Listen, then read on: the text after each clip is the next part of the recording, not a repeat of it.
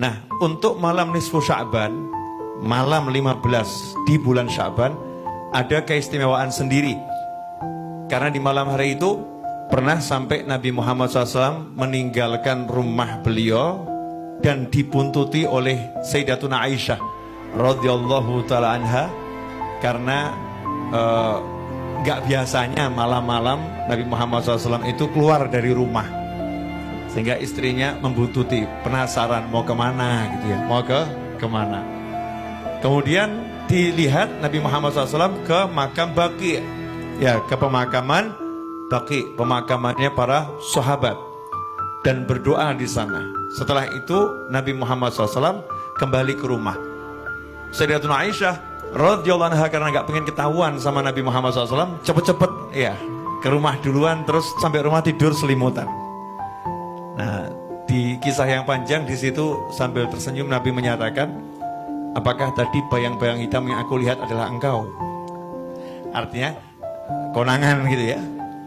Terus Rasul menyatakan, saya tidak akan mengkhianati harimu gitu ya. Hari ini kan hari tinggal di rumah Sayyidatuna Aisyah radhiyallahu anha, tapi saya diperintahkan oleh Allah Ta'ala untuk mendoakan ya orang-orang yang ada di pemakaman Baqi dan mintakan ampun untuk semuanya, karena malam hari ini malam nisfu Sya'ban, malam di mana Allah mengampuni seluruh ya hambanya yang beriman kepada Allah, kecuali orang-orang yang pertama musyrik, dalam arti benar-benar menyekutukan Allah.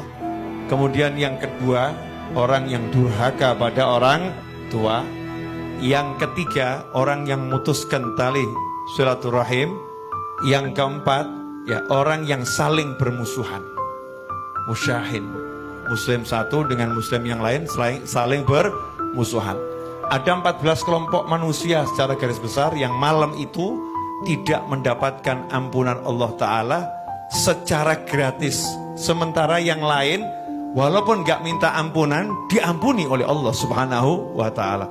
Kalau bahasa kita dalam kehidupan sehari-hari, lagi ada pemutihan. Ya, kalau lagi ada pemutihan kan kadang pemutihan pajak kendaraan bermotor itu ya, dari yang tahun sekian itu pajaknya dinolkan ya, tahun ini saja yang dibayarkan. Ada pemutihan. Malam nisfu Sya'ban adalah malam pemutihan dosa. Ya, malam pemutihan dosa. Kalau dikasih tahu malam pemutihan dosa, ya seharusnya kita mengejar.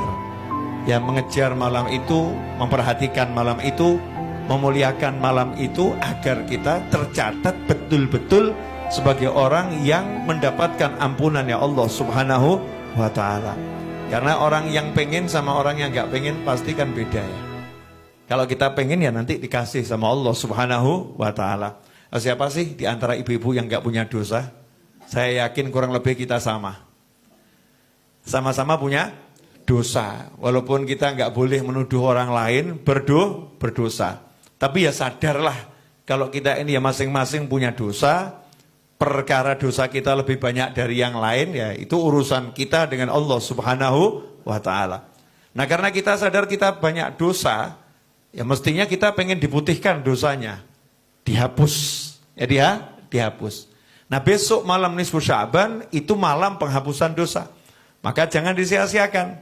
Karena itulah ulama membuat kegiatan-kegiatan di malam nisfu Sya'ban, agar umat gak lalai, agar umat gak lupa. Kadang ada orang nanya, kenapa dibuat acara doa malam nisfu Sya'ban? Ya agar orang-orang seperti kamu ingat. Kalau nggak diselenggarakan pembacaan doa malam nisfu Sya'ban, banyak orang yang nggak ngerti kalau malam nisfu Sya'ban itu jatuh pada malam itu. Satu, ya, banyak orang yang nggak ngerti kalau malam nisfu Sya'ban itu malam pengampunan.